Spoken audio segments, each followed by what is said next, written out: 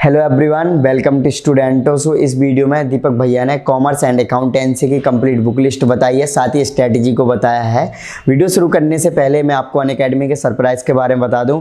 अब आप अनअकैडमी के जो सब्सक्रिप्शन है वो अलग से बाय कर सकते हो। अलग से बाय करने के क्या फ़ायदे हैं, जैसे कि आप डेडिकेटेड होकर स्टडी कर सकते हो, फ्री टेस्ट सीरीज मिल जाएगी, साथ ही आपको बहुत सारे फ्री PDFs मिल जाएंगे जो भी सिलेबस से रिलेटेड होंगे। साथ ही आपको डाउट क्लियर सेशन भी मिलेंगे। अनअकैडमी पर सभी पॉपुलर जो ऑप्शनल होते हैं उनके सब्सक्रिप्शन मिल जाएंगे, जैसे PSIR हो गया, पब्लिक एड हो गया, हिस्ट्री, पॉलिटी, इकोनॉमी, एंथ्रोपोलॉजी और भी जो पॉपुलर क्या कहते हैं ऑप्शनल होते हैं उन सभी के सब्सक्रिप्शन मिल जाएंगे। इनके जो सब्सक्रिप्शन के प्लान है GS के साथ कुछ इस प्रकार है, जैसे कि अगर आप 1 साल का सब्सक्रिप्शन लेते हो तो जो है 49,500 का, और जो ऑप्शनल का सब्सक्रिप्शन है वो 27,500 का है। लेकिन इनके 31 अक्टूबर यानी कि आज और कल तक इनके ऑफर हैं जिसमें आपको ऑप्शनल के जो सब्सक्रिप्शन है वो फ्री मिलेंगे। तो अगर आपने अभी तक इनके सब्सक्रिप्शन ऑप्शनल के नहीं खरीदे हैं, अगर आपको खरीदना है तो इनके लिंक वीडियो के डिस्क्रिप्शन में है, लेकिन उसके पहले आपको इनके ऐप को डाउनलोड करना पड़ेगा और लिंक से जाकर उधर रजिस्टर करना होगा।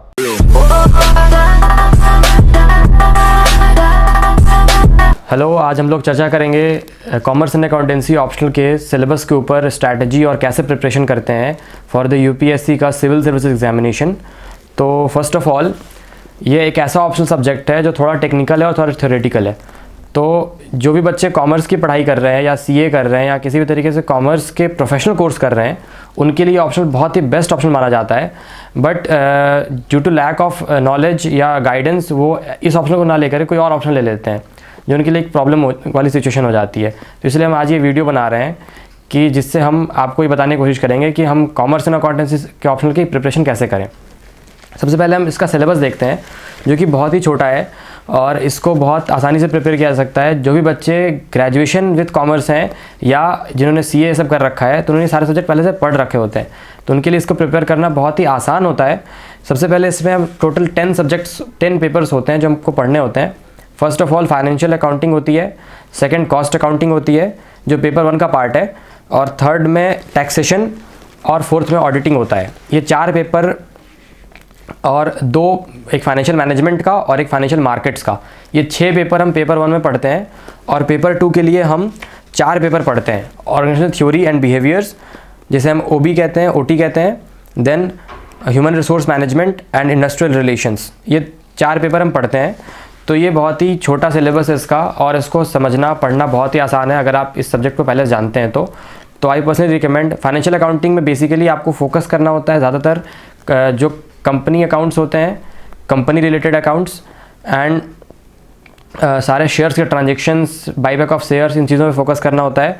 कॉस्ट अकाउंटिंग में डिसीजन मेकिंग एनालिसिस और incremental job costing, process costing, इन चीज़ों पर आपको फोकस करना होता है। और टैक्सेशन में जनरली अब तो GST आने के बाद GST एंड करंट ईयर की टैक्सेशन के ऊपर आपको फोकस करना होता है। ऑडिटिंग के लिए जो जनरली बुक्स चलते हैं दिल्ली यूनिवर्सिटीज़ में, तो वो बहुत ही कॉमन है, आप उनको पढ़ लीजिए, आपके लिए काफ़ी है। या फिर अगर आप CA कर रहे हैं तो आपकी जो अपनी इंटरमीडिएट की जो बुक होती है ऑडिटिंग की, उसको भी अगर आप सिलेक्टिव रीडिंग करेंगे तो आपका काम हो जाएगा। उसमें भी ज़्यादातर थ्योरेटिकल पार्ट्स आजकल बहुत ज़्यादा आने लगे हैं। देन फाइनेंशियल मैनेजमेंट और फाइनेंशियल मार्केट्स में अगर हम देखें तो फाइनेंशियल मैनेजमेंट में ज़्यादातर CAPM tool, cost of capital analysis वगैरह पे ध्यान होता है। क्योंकि ये सब्जेक्टिव एग्ज़ाम है तो ज़्यादातर वो लोग क्वेश्चंस न्यूमेरिकल्स पूछ लेते हैं कई बार, और कई बार वो एनालिसिस पूछते हैं, तो आप फोकस कीजिए अपने एनालिसिस पे ज़्यादातर। Then for financial markets and institutions आपको हर एक primary, secondary market, money market सबका मोटा माटी नॉलेज होना चाहिए कि आप हर चीज़ के बारे में जानते हो कि कौन क्या कैसे है।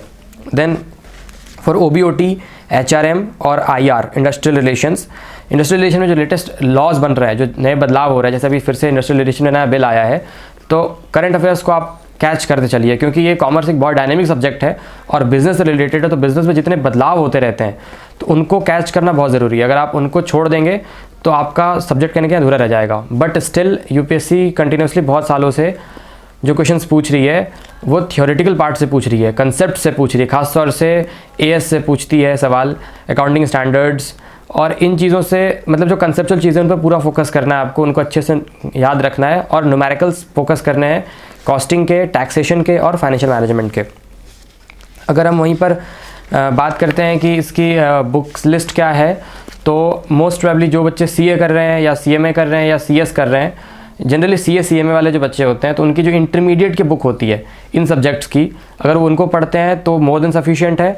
अगर आप दिल्ली यूनिवर्सिटी में पढ़ रहे हैं या अगर आप बाहर भी पढ़ रहे हैं, तो दिल्ली यूनिवर्सिटी की जो बुक्स होती है ग्रेजुएशन की, अगर आप उनको पढ़ते हैं then also it's more than sufficient. और अगर आप इसको नहीं अप्रोच कर पा रहे हैं, तो जो मार्केट में सबसे प्रचलित है इस सब्जेक्ट के लिए, जो रैंकर्स एकेडमी की कोचिंग के नोट्स आते हैं, वो भी बहुत ज़्यादा होते हैं। आप टोटल 10 पेपर आते हैं, उसके नोट्स के 9 पेपर आते हैं, आप उनको पढ़ लीजिए तो वो काफ़ी है, क्योंकि ये ऑप्शनल बहुत ही छोटा है, ज़्यादातर पार्ट डायनेमिक है। तो आप करंट रेगुलरली न्यूज़ को फॉलो करते रहिए, जैसे कि आप इकोनॉमिक टाइम्स, बिजनेस स्टैंडर्ड, कोई भी न्यूज़पेपर को फॉलो करते रहिए, या फिर आप मतलब न्यूज़ को ऐड करते रहिए करंट अफेयर्स के साथ। प्लस छोटा सब्जेक्ट है तो आप उसको एक बार पढ़ेंगे, कंसेप्ट अगर आपका क्लियर है, आप उनको आप सारी चीज़ें समझ में आ रही हैं, तो आप खुद के नोट्स भी बना सकते हैं और वो आपके लिए बहुत ज़्यादा काफ़ी होता है। इस सब्जेक्ट की प्रिपरेशन 2 महीने से 2.5 महीने के बीच में आराम से हो सकती है। अगर आप इस पे फोकस करते हैं, 6 घंटे 8 घंटे देते हैं डेली के हिसाब से, तो आप 2-2.5 महीने में आराम से कॉमर्स एंड अकाउंटेंसी को प्रिपेयर कर सकते हैं, प्रैक्टिस कर सकते हैं। और most important, commerce and accountancy के ऑप्शनल में ज़्यादातर क्वेश्चन रिपीटेड मोड में आते हैं, जो कई बार पूछे गए हैं, क्योंकि यहाँ पर बदलाव की बहुत ज़्यादा क्वेश्चन बहुत ज़्यादा संभावनाएँ नहीं होती, क्योंकि जो अकाउंटिंग स्टैंडर्ड है वही रहेगा, चेंज होगा नहीं। तो आप अगर पिछले साल के 5-6 साल, 7 साल, 8 साल या 10 साल के क्वेश्चन को देखें और उसको अगर अच्छे से प्रैक्टिस करें, तो आप अपने ऑप्शन को काफ़ी अच्छा बना सकते हैं। मेरे पास कुछ किताबें हैं जो मैं रिकमेंड करता हूँ generally, apart from rankers academy के नोट्स। रैंकर्स एकेडमी के नोट्स के अलावा जो किताबें DU में चलती हैं, आप उन्हें पढ़ सकते हैं और आपके लिए काफ़ी हेल्पफुल है। जैसे कि फाइनेंशियल अकाउंटिंग के लिए भूषण कुमार गोयल सर की जो किताब है, BK गोयल की ये किताब काफ़ी अच्छी है। अगर आप इससे प्रिपेयर कर लें कंपनी अकाउंट्स, तो आपका काफ़ी हद तक प्रिपरेशन हो जाता है फाइनेंशियल अकाउंटिंग का, और उससे ज़्यादा आपको उससे ज़्यादा पढ़ने की आवश्यकता नहीं होती है। Then for taxation, Vinod Singhania sir की बुक है, ये टैक्समैन ने छापी हुई है ये किताब, ये वाली बुक, और ये काफ़ी हेल्पफुल है। बट आपको इसका लेटेस्ट एडिशन लेना पड़ेगा, क्योंकि ये हर साल चेंज होती है। ये इनकम टैक्स की किताब है, और इस तरह से GST की भी किताब आती है, आप उसको भी देख सकते हैं। और अगर आप GST में नहीं घुसना चाहते हैं, तो आप केवल नोट से भी काम चला सकते हैं। For cost accounting I have Surendra Kumar, और ये Surendra Singh, it's a very good book, और इसमें काफ़ी न्यूमेरिकल्स दिए हुए हैं, जिनको आप अगर सॉल्व करते हैं तो वो मोर देन सफिशिएंट होता है कॉस्ट अकाउंटिंग वाले फेज़ को कंप्लीट करने के लिए। फॉर फाइनेंशियल मैनेजमेंट मेरे पास ये APC की किताब है DK गोयल सर की। इसमें कंसेप्ट्स काफ़ी अच्छे तरीके से बताए गए हैं, और आपको एक एक चीज़ बहुत आसानी से समझ में आ जाएगी। प्लस न्यूमेरिकल्स भी मोर देन सफिशिएंट है, आप इसको आराम से सॉल्व कीजिए। बहुत ही मोटी किताब तो है नहीं, ये काफ़ी ठीक ठाक ही किताब है, इसको आप बहुत कम समय में सॉल्व कर सकते हैं, बना सकते हैं, और ये आपको काफ़ी हेल्प करेगी प्रिपरेशन करने के लिए। Then for financial institutions and markets मेरे पास ये विनय कांडपाल सर की बुक है। ये बुक मैंने मतलब लोग रिकमेंड नहीं करते, बट मैंने इसको जब पढ़ा तो मुझे लगा कि काफ़ी अच्छा है। अगर आप बिल्कुल बिगिनर्स हैं और आपको फाइनेंशियल मार्केट्स की कोई नॉलेज नहीं है, या आप इस फील्ड के उतने एक्सपर्ट नहीं है, तब भी आप बिल्कुल बेसिक से समझ सकते हैं कि प्राइमरी मार्केट और सेकेंडरी मार्केट में क्या डिफरेंस होता है। इतनी छोटी छोटी चीज़ें भी इसमें बहुत अच्छे से बताई गई हैं। तो ये बुक आई पर्सनली रिकमेंड की बहुत बढ़िया बुक है, आप इसको पढ़ें तो आपके लिए बहुत हेल्पफुल होगा। और इसके अलावा आप स्ट्रैटेजी की अगर बात की जाए, तो पहले पेपर में 6 सब्जेक्ट पढ़ने होते हैं, जो कि न्यूमेरिकल सब्जेक्ट्स होते हैं। तो you should always focus on numericals, जैसे कि financial accounting, cost accounting, taxation and financial management. इन चारों के न्यूमेरिकल फोकस करना है।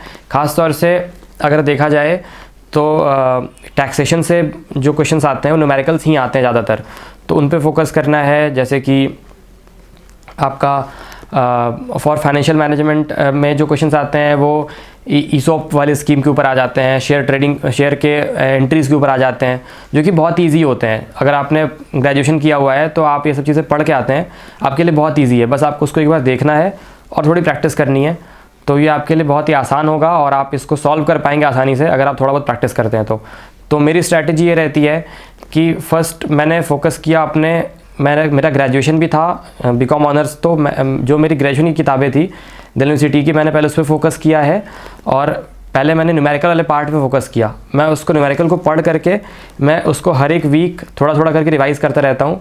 उसके अलावा जो थियोरेटिकल पार्ट है जैसे OB OT HRM वगैरह, तो उनका मैंने एक सिनॉप्सिस बना लिया पढ़ करके, एक नोट्स बना लिया जो कि इस टाइप का नोट्स होता है। अगर आप इस तरह के नोट्स बना लेते हैं तो आप उसको बार बार रेफ़र कर सकते हैं, हर एक वीक रेफ़र कर सकते हैं और टर्म्स को याद कर सकते हैं। But what I will recommend कि आप ज़्यादातर कोशिश करें कि चीज़ों की एनालिसिस निकालें और बिटवीन द लाइन्स जानने की कोशिश करें। बट अपने कंसेप्ट हमेशा क्लियर रखें, अपने कंसेप्ट से बाहर ना जाएँ, क्योंकि UPSC ज़्यादातर क्वेश्चन कंसेप्चुअल पूछती है और वो आपके लिए बहुत हेल्पफुल होगा। एंड इन द एंड मैं ये बताना चाहूँगा कि I am also writer and a poet. तो मैंने 2 किताबें लिखी है और मेरी ये फर्स्ट बुक है जिसका नाम है मुस्कुराते आंसू। It's a poetry book. तो आप इसे देख सकते हैं, अमेज़ॉन से ले भी सकते हैं। एंड मेरी सेकंड बुक भी आने वाली है, दैट इज़ पर्दा, वो भी एक पोइट्री की किताब है। And wish you a very good day and a very good successful future. Thank you.